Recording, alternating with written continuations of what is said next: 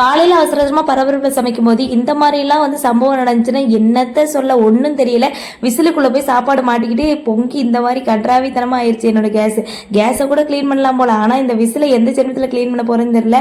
அதுக்கப்புறம் எல்லாத்தையும் கழுவிகளையும் தொடச்சி விட்டதுக்கப்புறமா இன்றைக்கி மாவு அரைக்க வேண்டிய வேலை இருந்துச்சு. எப்பவுமே பசங்களை தூங்க வச்சு தான் மாவு அரைப்பேன்.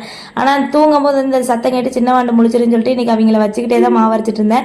ஒரு வாட்டி நான் இப்படி தான் மாவு அரைச்ச புதுசில் வந்துட்டு அம்மா கிரைண்டரில் ஆட்டிகிட்டு இருந்தேன்னா இந்த நடுவில் இந்த டைட் பண்ணுவாங்க பாருங்கள், இதை வந்து லூஸாக மாட்டி அரைச்சிட்டு கிடந்தேன். அது பாட்டுக்குள்ள அரையுது ஒரு 5 மணி நேரம் அரையுது.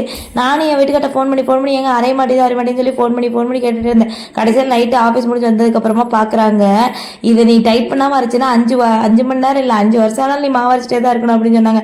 அதுக்கப்புறம் ஒரு வாட்டி மாவு அரைக்கும் போது அது வந்து டைட்டாக இருக்கா இல்லையான்னு சொல்லி 1-2 வாட்டி செக் பண்ணிக்கிறது. அன்னைக்கு நைட்டுக்கு வந்து வெஜ் பிரியாணி செய்யறேன்னு சொல்லிட்டு இஞ்சி பூண்டு பேஸ்ட் போடவே மறந்துட்டேன்.